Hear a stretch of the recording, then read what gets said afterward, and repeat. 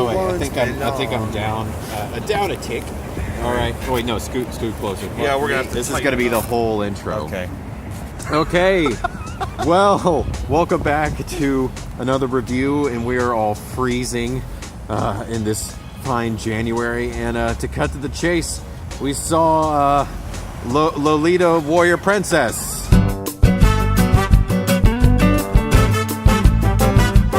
No, we saw Alita Battle Angel. Very early. Very early, yes. Josh, what are your initial thoughts of Alita Battle Angle? Very fun.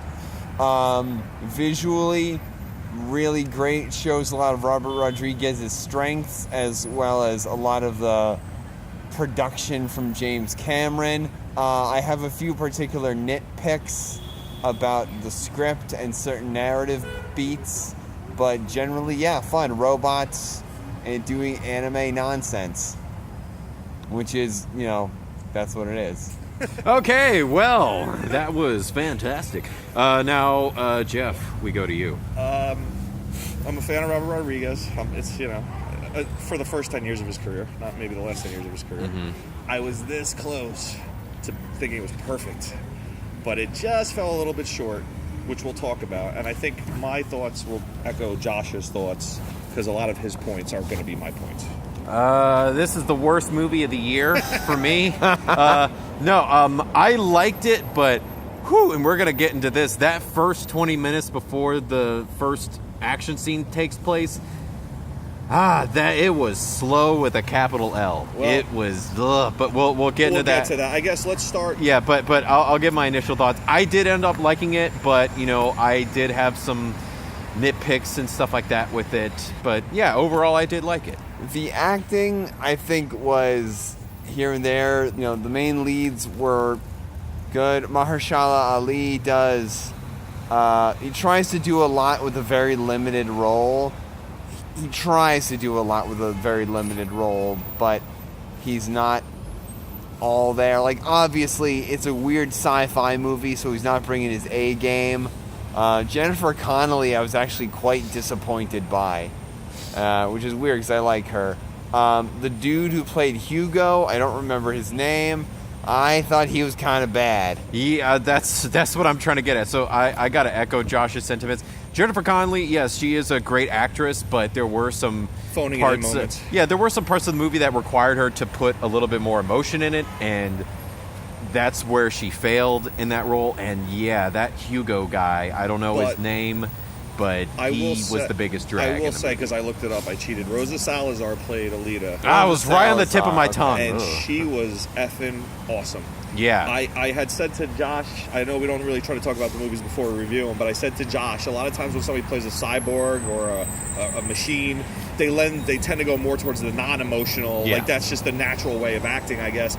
She went all in on the human element, and I really felt like she was an actual person with real emotion, and it wasn't cheap. It felt actually, she was very heartfelt, and I think she was the heart of the film, because the acting was kind of robotic and rubbery around her, but she was fantastic. Yeah, best robot since Alpha 5, in my opinion. No, but Johnny 5. Yeah, I thought she was incredibly good. Solid acting all around. Christoph Waltz obviously does very good as well. Very good as well. Switching from, I think when he first popped on to everyone's radar in America, he was playing more villainous roles, and this time quirky roles. Yeah, either quirky or villainous. So if you are looking for like a quirky or very reserved, very reserved, very fatherly, which was definitely appropriate. Yep. He nailed his part too. Oh yeah, he nailed it. But it's definitely not a shining role, but it's not meant to be a shining role. But he plays it perfect. But yeah, everyone else. Who is the guy who played the actor who was the bad guy in Deadpool?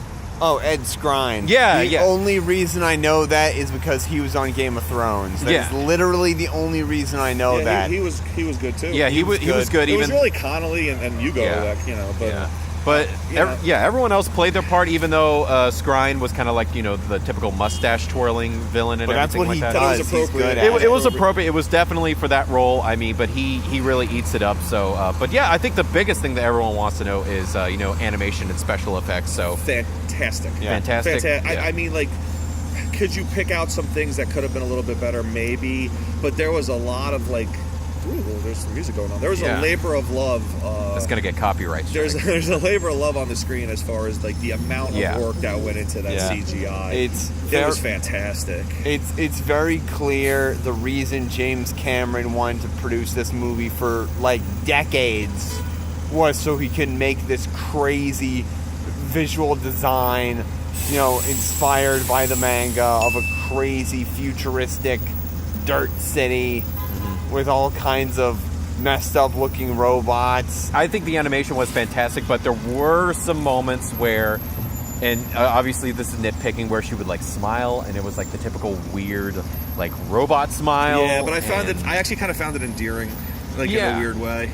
Yeah, like she was trying so hard to be human. I guess, yeah. But I felt like some of the other emotions were also kind of like it was just sort of the faults of the animators. But I will give it props because I feel like in a lot of movies in the past there has always been a weird sort of like visual like choppiness when you sort of integrate a human face, real human face, onto a robot body. Right. Like if you watch like Avengers Infinity War, like there's a part where it shows like Bruce in the Iron Man suit. Right. And whenever he takes off, or whenever the mask goes up, it doesn't match. Yeah, it doesn't match. There's always like this weird choppiness. Right. To it. You didn't have that at all. Yeah. Oh yeah. No, everything was very seamless, and yeah, like the animation is very beautiful. There's nothing. You're never not like, oh, that's a green screen. Oh, that's this. Oh, that's that. Yeah. You get really immersive. I think we all give thumbs up. I think we all found some weaknesses in the script. There was a lot of cheesy one-liners. No, it was perfect. There was a lot of cheesy one-liners. There was literally a part where like Connolly took off her glove and was like, "I'll claw my way out my bare hands." There was a couple cringy one-liners. I think towards the end of the film there were a couple thrown in, like, you know,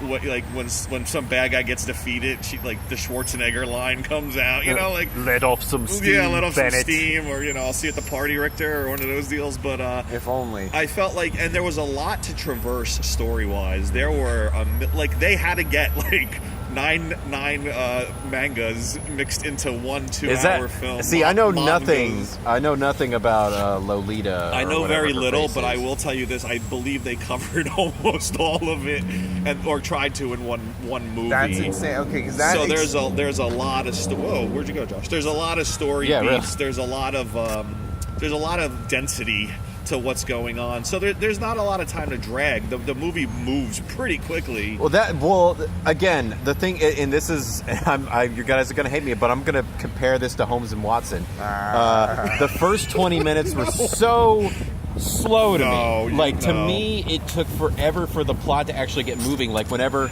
she first off, like, I'm just going to talk about the guy Hugo or whatever. Yeah. When he's first introduced to us, he looks like he's cosplaying as Joey Lawrence from Blossom. Like, it's like he's looking. There's a feel good beat to the beginning of it, but I mean, like, they had to get you into the world, and you know, they did a pretty good job. Like, they introduced almost all the main characters fairly quickly, and I felt they got the thing moving along at a decent pace. Obviously, you weren't, but and the other thing too is, like, as a Robert Rodriguez fan, the first 20 minutes felt like a Robert Rodriguez movie. There's like a guy playing mariachi guitar. It doesn't matter that it's like 26th century. He's playing a mariachi guitar. I mean, I'll give you that, like, but just that until, you know, it's revealed that Grace Waltz is also kind of like a bounty hunter, it really is slow, and it really was.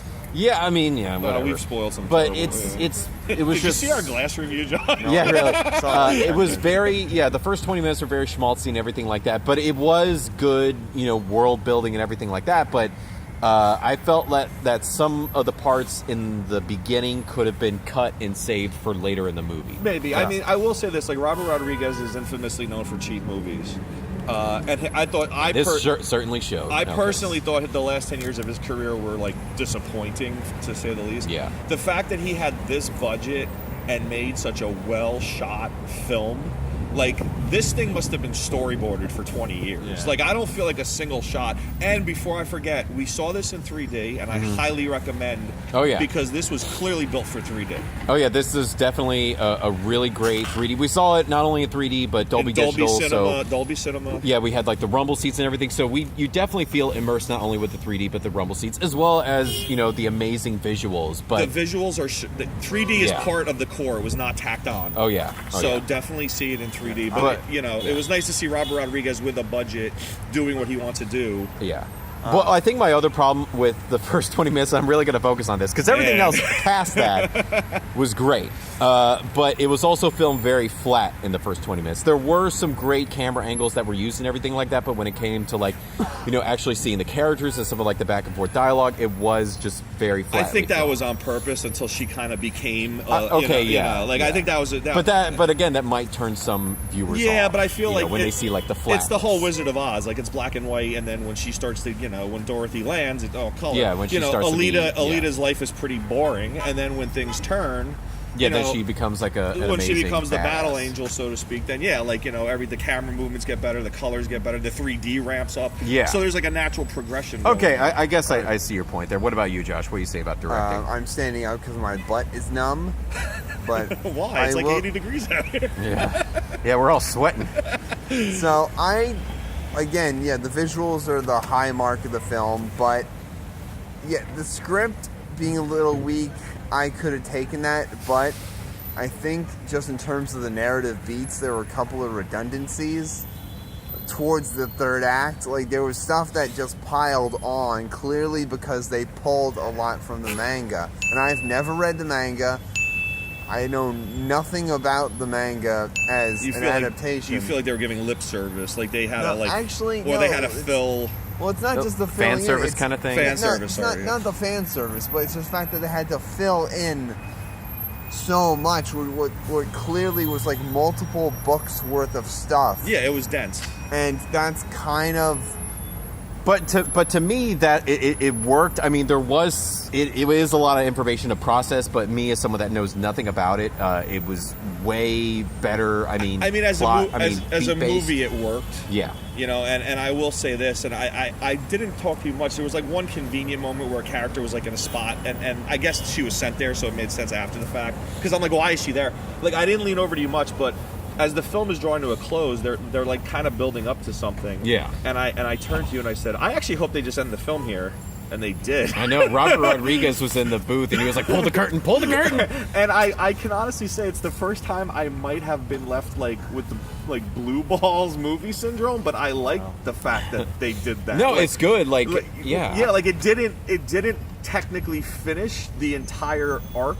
It just gave you like a piece of the story, and it ended on such a note that I actually like want to see a sequel. And it made you want more, right. It actually did, like it worked, and you don't get that very often. And I kind of jumping off that, I think my issue is that for me, the movie felt like it had 3 different endings. It had that Lord of the Rings, Return of the King kind of thing. I don't know if it was that bad. Well, no, it wasn't that bad to where it was like 80 different parts, and then it faded to black, and then it was back up again. And then there's still an hour and 15 left in the movie. Honestly, plot A, B needs to be finished. Yeah, no, I think that last quote unquote ending was to set up that sequel. Yeah. And to give you a hero moment because she needed one. Yeah. And the action is very good, but it's not weighted. Like, they don't have a gigantic action finish because the film didn't need one. Yeah. I think the action kind of melded throughout the way. Yeah. And then when you got to the end, you didn't need like the True Lies ending where it's like 10 things going on. No, exactly, yeah. Manga in particular with the adaptation. I'm gonna have a manga count, by the way. I had. It's an I Love Unbreakable. Yeah, I'm gonna have how many times you mentioned manga? But look. Here's the thing: is because it's an ongoing saga, it piles on the punishment for the characters, and so you have this kind of relationship where it's like it's going to come to a head between 2 primary characters, and it just feels like it keeps adding on the punishment. Like it's like 7 books worth of emotion, but piled into one too. I could see that. The love story to me, like, I don't know. Obviously, they're basing it on manga, and I think the guy in the film just isn't that good of an actor, and I think that's what really dragged down the whole love story for me. When the love angle played out, did she not feel almost like an extremely real girlfriend? Like the comments she made, the way she was acting. Oh, yeah. And she even went out to say, with me, it's all or nothing. These are like things that you hear in real life all the time. No, I thought it was... It took me back to a lot of bad Tinder dates. Yeah. Final thoughts on the movie? Visually, really great. I also do look forward to a sequel, but it crams in a lot. And the fact that they got it to 2 hours flat I'm actually really amazed by. And before we scored, I just want to say, any Rodriguez fans, if you ever saw Spy Kids 3, the battle ball sequences in this film are just straight Spy Kids 3. Yeah. But with like a real budget. So I seriously enjoy. thought that the creators of Rollerball were gonna. Yeah, they're probably gonna sue this movie. It's Rollerball meets Spade Racer meets the race scene in Spy Kids 3. All right, Oh, Josh. yeah, and Death Race. But And Josh, Death Race. What's your score? what is your score out of 5? 3. 3 out of 5? 3 out of 5. I'm also I left the theater feeling pretty happy, so yeah, I'm gonna give it but barely, because again, the first 20 minutes I had problems with. 3 out of 5 for me. Jeff. You guys are being ridiculously harsh. I enjoyed this movie a lot, aside from some bad acting. 4.25. Oh wow. 4.25. Maybe some Robert Rodriguez love from the old days, but 4.25. Okay, yeah, well, that is our rating and that is our review, guys. Don't forget to check out AF1 Media, not only the Facebook page, but also the YouTube channel. Sub to the YouTube channel. Also, tell us your thoughts on the movie if you saw it, or if you haven't and you watched this spoilerific review, kind of spoilerific. Not really. Then you could also leave your comments of what you're hoping to see in the movie. But anyway, guys, I have been Mercer Morrison. Jeff McAndrew. Josh Sorrell. Thanks for watching. Adios. Adios. Well, a lot of horns today. Yeah, I know. And like it. All right, Lots of horns.